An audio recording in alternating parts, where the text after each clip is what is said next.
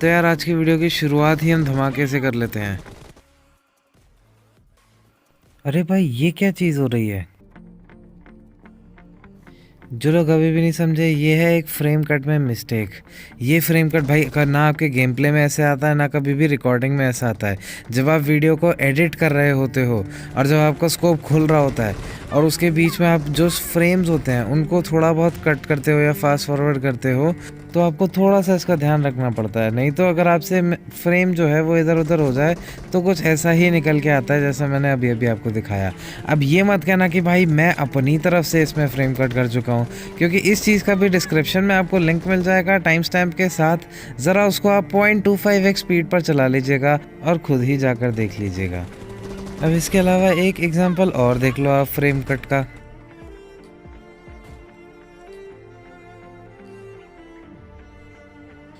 ये यहाँ पर स्कोप इस तरह से क्यों खुल रहा है? अब ज़रा देखो स्लो मोशन में।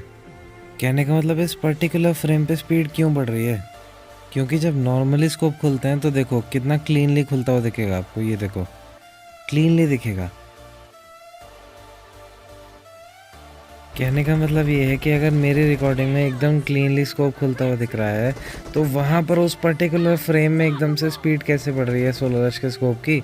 चलो खैर, ये तो एग्जांपल हो गया फ्रेम कट का। अब इसके अलावा मैंने और भी क्लेम्स किए थे कि सोलर रश फास्ट फॉरवर्ड भी करता है अपने वीडियो में, और उसका आप लोगों को एकदम क्लीनली प्रूफ नहीं मिल पाया था और आपने मेरे को गालियाँ दी थी। खैर वो तो अभी भी दोगे, बट फिर भी मेरे को थोड़ा सा बेटर प्रूफ मिला है। मैं आपको ये नहीं कह रहा कि भाई वो ये फास्ट फॉरवर्ड है, मैं तो आपसे कह रहा हूँ बस मुझे एक चीज़ का आंसर कर दो आप बस मुझे ये बताओ कि यहाँ स्कोप खुलते ही बंदे के भागने की स्पीड तेज़ कैसे हो गई। कुल मिलाकर मेरे कहने का ये मतलब है कि जैसे ही भाई ने अपना M16 का स्कोप खोला तो अपनी जो टैपिंग की स्पीड है उसको बहुत ज़्यादा तेज़ दिखाने के लिए थोड़ा सा फास्ट फॉरवर्ड कर दिया, जिस वजह से वो जो बंदा भाग रहा था वो स्कोप जैसे ही खुला उसकी स्पीड एकदम से तेज़ हो गई। और आप मेरे दिखाए हुए पे विश्वास मत करो, आप मेरा डिस्क्रिप्शन चेक कर लेना, उसमें मैंने लिंक भी दिया और टाइम स्टैम्प दिया है हर चीज़ का। आप वहाँ पर जाना और उसको 0.25x स्पीड पर देखना। और मुझे सेम ऐसी सी चीज़ एक जगह पे और मिली थी।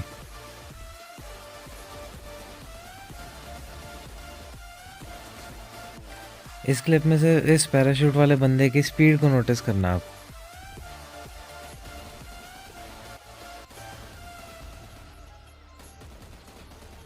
तो मेरा कहने का मतलब यही है कि सोलर रश ने जहाँ पे भी फास्ट फॉरवर्ड किया वहाँ पे एकदम से ही बंदे की स्पीड फास्ट हो गई, जो नॉर्मल गेम में कभी भी नहीं होता है। और दूसरी बात, जो लोग मेरे से कह रहे थे कि मैप टाइमर देख ले, तो पहली चीज़ मैं आपको बता चुका था कि सोलर रश जो है वो बहुत ज़्यादा फास्ट फॉरवर्ड नहीं करता है, 1.1 टाइम्स या 1.2 टाइम्स तक ही करता है। इससे ज़्यादा करेगा तो क्लियरली दिख जाएगा।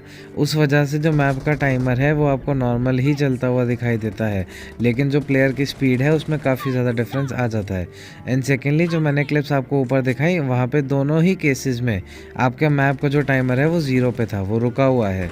इस वजह से वो बहुत आराम से मैं कह सकता हूँ कि वो फास्ट फॉरवर्ड है, या फिर प्रीमियर प्रो की भाषा में बोले तो स्पीड मैनिपुलेशन। तो इसके अलावा यार बात कर लेते हैं सोलर रश और परितोष के TDM की।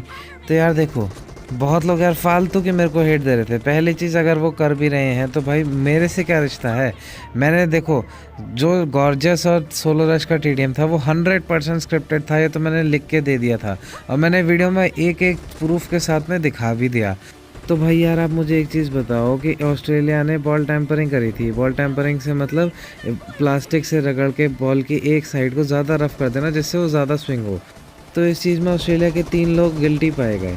तो भाई अब इसका मतलब ये तो नहीं हुआ ना कि ऑस्ट्रेलिया उसके बाद अच्छा नहीं कर सकती है, ऑस्ट्रेलिया उसके बाद बस टैम्परिंग ही करती रहेगी।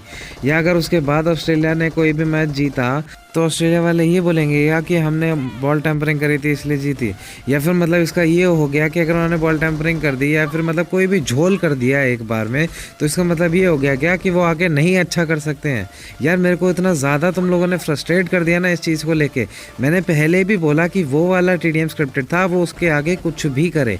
और ये भी चीज़ें जो भी मैंने अभी आपको दिखाई हैं वो सब चीज़ें पहले की थी कि वो पहले ये सब करता था। अब आगे वो कुछ भी करे, वो वर्ल्ड लीग भी खेले, मुझे घंटा फ़र्क नहीं पड़ता, क्योंकि मैंने उसे एक्सपोज कर दिया तो वो मुझे गलत साबित करने के लिए कुछ भी करता रहेगा। खैर छोड़ो, अब देखो जहाँ तक बात है TDM की, तो यार जितना मैंने गेम प्ले ऑब्जर्व किया है परितोष का, उसके बेसिस पे मैं दो चीज़ें बोल सकता हूँ। पहली चीज़ तो ये कि परितोष भाई ने अंडर परफॉर्म किया। अंडर परफॉर्म से मतलब जितना उनमें या किसी भी T1 प्लेयर के अंदर टैलेंट होता है, उससे कहीं ज़्यादा कम लेवल पे परितोष भाई ने वो गेम खेला। अब ऐसा मुझे क्यों लगता है, इसके लिए आप ये क्लिप देखिए। भाई यहाँ पर आपकी हेल्थ जब कम थी तो आप कवर छोड़ छोड़ के बाहर क्यों जा रहे थे?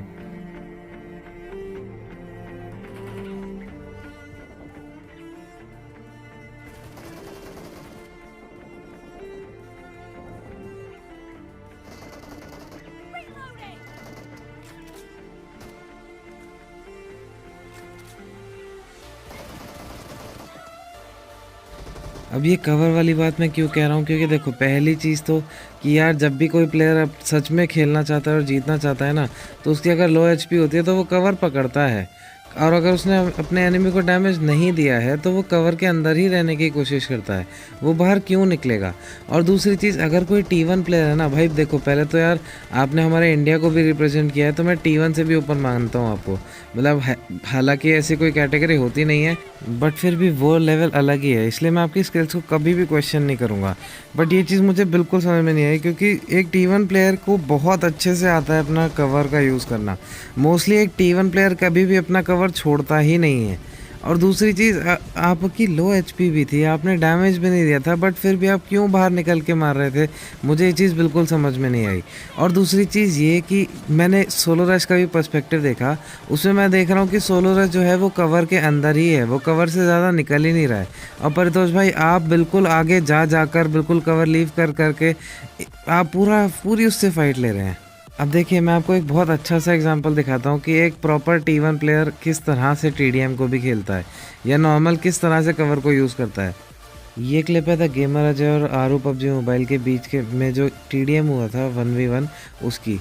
ये दोनों ही T1 प्लेयर्स हैं और मैं आपको रेकमेंड करूँगा कि यार आप दोनों का पर्सपेक्टिव देखिए, आपको इतना ज़्यादा सीखने को मिलेगा ना कि असल में कैसे कवर यूज़ किया जाता है। आप सिर्फ यूट्यूब पे जाके आरू वर्सेस अजय लिख दीजिए, आपके सामने दोनों की वीडियोस आ जाएंगी। मैं रेकमेंड करूँगा आप दोनों का पर्सपेक्टिव देखिए, बहुत ही ज़्यादा मज़ा आएगा, एकदम स्वाद आ जाएगा यार। और परितोष भाई मैं जानता हूँ आपको बहुत अच्छे से कवर का यूज़ करना आता है, बट जब मैंने सोलो रश वर्सेस परितोष की वीडियो देखी तो मैं आपसे एक्सपेक्ट कर रहा था कि आप कुछ इसी तरह से खेलेंगे। तो यस, मुझे क्लियरली लगता है कि आपने उस स्टेडियम में अंडर परफॉर्म किया। अब इसके अलावा कुछ चीज़ें और थी जो मुझे बिल्कुल भी समझ में नहीं आई उस स्टेडियम में।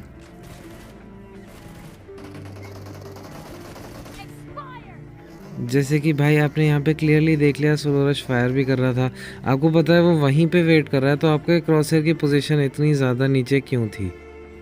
और यहीं पे ही नहीं, आपकी क्रॉसर की पोजीशन और भी बहुत जगह पे नीचे थी। अब इसके अलावा मुझे एक चीज़ और समझ में नहीं आई।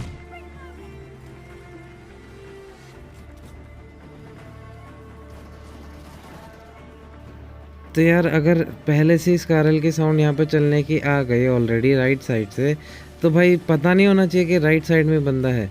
तो सोलो रश ऐसे क्यों गया कि उसको पता ही नहीं थी। और दूसरी चीज़, अगर पता भी नहीं था तो उसके चाइनीज़ रिफ्लेक्स को यहाँ पर क्या हो गया। और इसके अलावा यार जो मैंने परितोष भाई आपके स्टेटमेंट सुने, उनको सुन के यार मेरे को बहुत ज़्यादा डिसअपॉइंटमेंट हुआ। पहली चीज़ तो यार आपने ये बोला यार लास्ट में जो है मैं ये लेड मार रहा हूँ रिस्पेक्ट देने के लिए, क्योंकि अभी तक यार कोई भी इतना सही नहीं खेला मेरे साथ जिसके साथ भी खेला हूँ मैं। तो यार आपने वीडियो में क्लियरली बोल दिया कि आपके साथ कोई भी इतना अच्छा नहीं खेला जितना भी आज तक आप जिसके साथ भी खेले हैं।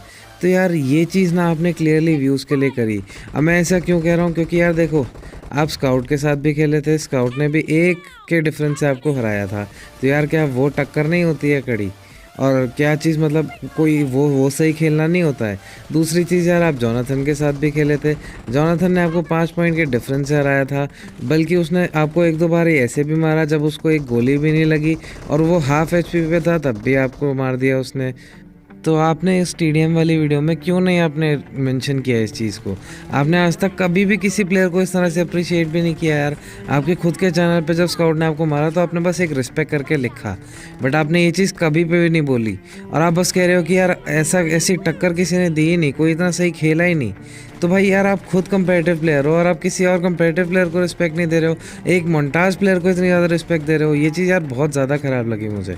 और दूसरी चीज़ आप बोल रहे हो कि आप ग्लोबल वर्जन खेल रहे थे वीपीएन लगा के, तो यार देखो आपकी इतनी ज़्यादा फ़ैन फॉलोइंग है, आप एक तरीके से इन्फ्लुएंसर हैं और आपको मतलब आपको देख के जनता इन्फ्लुएंस होती है। और हमारी पबजी की ऑडियंस में 14-15 साल के बच्चे हैं जो ईजिली थोड़ा इन्फ्लुएंस हो जाते हैं।